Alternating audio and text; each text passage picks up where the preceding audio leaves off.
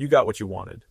Maybe it was the job, the relationship, the apartment, the body, the number in your bank account. You worked for it, you waited for it.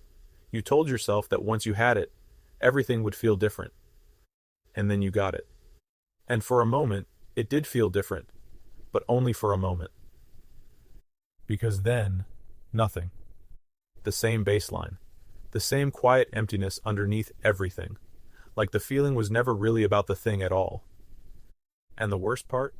You already have your eye on the next thing, telling yourself that one will be different. It won't be. Not because you're broken, not because your life isn't good enough, but because your brain was never designed to let you feel satisfied for long. And the science behind why is one of the most unsettling things neuroscience has ever uncovered about the human mind. You might think this is about gratitude, that if you just appreciated what you have more, the emptiness would go away. It won't. This isn't a mindset problem. It's a hardware problem. It's built into the architecture of your brain at a level that gratitude journaling cannot touch. Here's what's actually happening. Your brain has a system called the hedonic baseline. Think of it as a happiness set point. A default level of satisfaction your brain always returns to, regardless of what happens to you. Good things happen. You spike above the baseline. Then you return. Bad things happen. You drop below the baseline. Then you return. Always. Back. To the same point. This is called hedonic adaptation, and it has been documented in some of the most striking research in all of psychology. In 1978, researchers Brickman, Coates, and Janoff-Bullman published a study that stopped the psychology world in its tracks. They compared two groups of people, lottery winners and people who had become paraplegic after an accident. Common sense says the lottery winners would be far happier. And yet, 1 year later, they weren't. Both groups had returned to roughly the same level of happiness they'd reported before their life-changing event. The lottery winners were no happier than average, and the accident survivors were not nearly as unhappy as anyone had predicted. Both groups, back to baseline. Your brain adapted. It always adapts. That is literally what it was built to do. But here's where it gets darker. Hedonic adaptation doesn't work symmetrically. Research consistently shows that we adapt to positive things faster than we adapt to negative things. The new apartment stops feeling exciting within weeks. But the difficult commute? That still bothers you months later. Your brain is engineered to drain the joy out of good things quickly and hold on to discomfort longer. This wasn't a design flaw. It was a survival feature. But wait, because there's a layer to this that goes even deeper. And once you understand it, you'll never look at your own ambition the same way again. The problem isn't just that good feelings fade. The problem is that your brain has two completely separate systems, one for wanting and one for liking. Neuroscientist Kent Berridge at the University of Michigan discovered something that rewrites everything you think you know about desire. The wanting system runs on dopamine. It's ancient, powerful, relentless. The liking system, the one that generates actual pleasure when you get the thing, runs on opioids. It's quieter, smaller, easier to satisfy. Here's the critical finding. Dopamine, the wanting, doesn't spike when you get the thing. It spikes in anticipation of getting it. And once you have it, dopamine drops. Which means the pursuit always feels better than the arrival.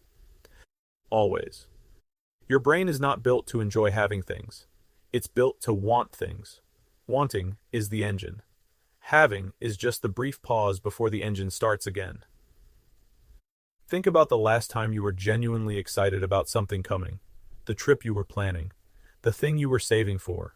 The person you were about to see. Remember how vivid that anticipation felt? How alive? And then remember how quickly that feeling faded once the thing actually arrived. That gap between the wanting and the having is not a character flaw. It's dopamine doing exactly what dopamine does. You were never meant to feel satisfied. You were meant to keep moving. But here's the part that changes how you see your entire life. Because if hedonic adaptation and the wanting system are both working against you simultaneously, what does that mean for every goal you've ever set, and for every milestone you've been chasing? The answer is more uncomfortable than you might expect. Psychologists have a name for what happens when you achieve a goal and immediately need a bigger one. They call it the hedonic treadmill. You run hard. You get somewhere. The treadmill speeds up. You run again. And you never actually move forward. The research on this is stark. Studies of income and happiness consistently find that beyond a certain threshold, roughly enough to cover basic needs and remove financial stress, more money produces almost no lasting increase in well-being. You adapt.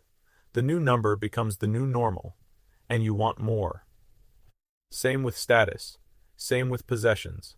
Same with almost every external metric of success the modern world tells you to chase. You adapt. You want more. You adapt. You want more.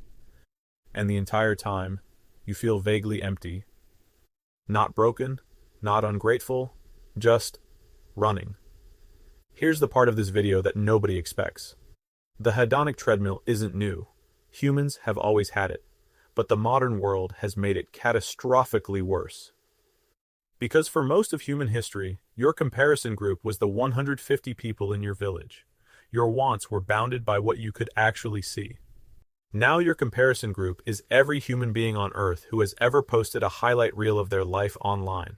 Your wants are being actively engineered by algorithms that profit from your dissatisfaction. The treadmill hasn't just sped up, it's been weaponized. Social media platforms don't just reflect your desires. They manufacture new ones faster than your brain can adapt to the old ones. You haven't finished wanting the last thing before the next want has already been installed. And the emptiness you feel? It's not a sign that something is wrong with you. It's a sign that the system is working exactly as designed. So what do you do with this? The research on what actually breaks the hedonic treadmill is surprisingly specific, and it has nothing to do with wanting less. It has to do with the type of thing you pursue.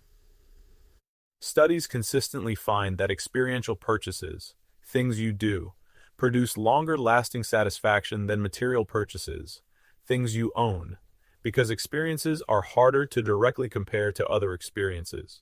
Your brain can't as easily benchmark a conversation, a meal, a trip, against someone else's version of the same thing. Meaning and connection resist adaptation far better than achievement and acquisition. The research on what generates lasting well-being points not to more goals, but to depth of relationships, sense of purpose, and moments of genuine presence.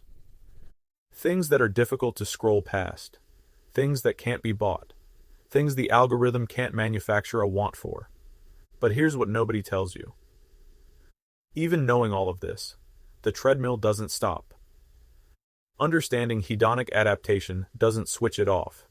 Knowing that dopamine drives wanting more than liking doesn't make wanting disappear. Your brain will still reset. You will still chase.